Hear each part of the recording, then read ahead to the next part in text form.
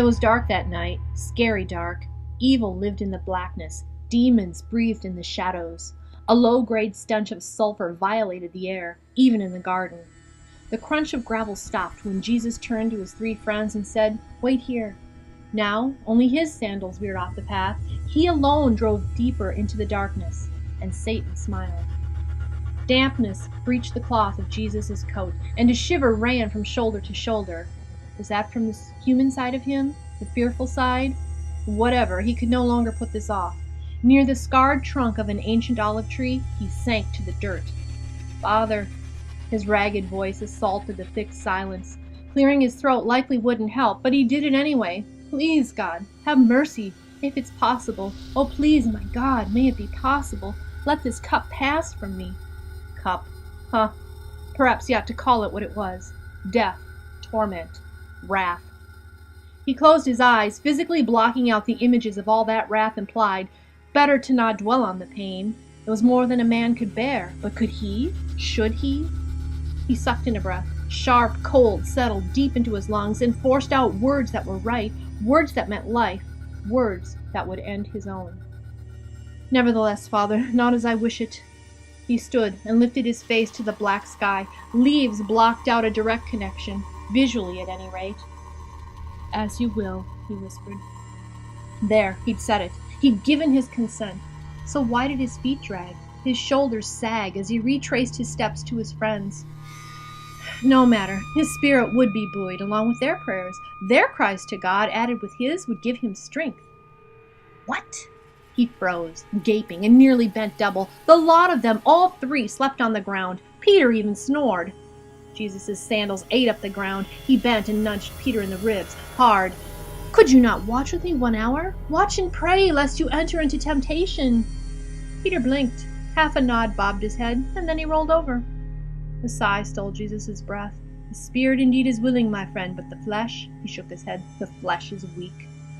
This time, each step back to the tree cost him strength that would be better saved for the morrow. As he knelt, his knees hit an upcropped knot of root.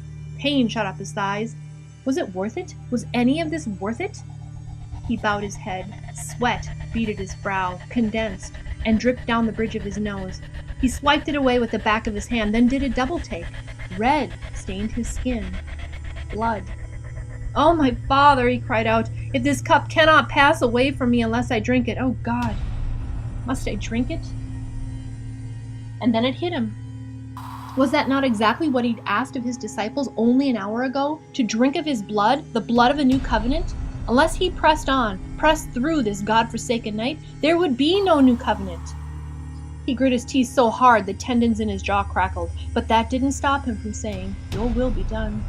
Trudging back to his friends, he doubted they'd be awake. Still, one could hope. Heavy breathing hit his ears before he even cleared the bend in the path.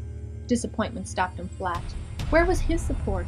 Could the 3 men he'd entrusted with his time and message not have spared 1 hour of prayer on his behalf? Didn't they care what he was going through? Abandonment tasted brassy, metallic, a precursor of what was to come. He turned, his feet knowing the routine, his heart not so much. Though all his life had projected him to this moment, now that it was here, the intensity was gut-wrenching. For the 3rd time he knelt. The lonely cry of a nightingale mingled with his voice. "Father, my soul is exceedingly sorrowful, even to death." To death. The words rattled in his skull like sharp gravel in a clay jar, scoring his senses. So much depended on him, almost too much. Not only his forehead sweated, now his tunic clung to his chest, to his back, a back that would be torn open in hours, a chest that would cease its movement beyond that, and then all the fury of hell would be unleashed on him. For never-ending days that would seem an eternity. But it would be an eternity for those he loved if he didn't go through with this. Peter, John. The faces of each of his loved ones rose up. Women he cherished, men he knew, children. Oh God, the children. None would survive, none would escape. A shudder shook his bones, his heart shattered to pieces. Jesus lifted his arms to the heavens. "Your will be done!" The night's intensity deepened. A cold wind rattled through the trees like so many skeletons rolling over in the grave. But peace, such as he'd not known since coming to earth, filled the thin spaces, the hard-to-reach places in his soul. Your will be done, he repeated, and Jesus smiled. He stalked back to the clearing, to his friends, to the ominous shadows wielding swords and bludgeons, then widened his stance and shouted, "Rise! Let us be going. See, my betrayer is at hand."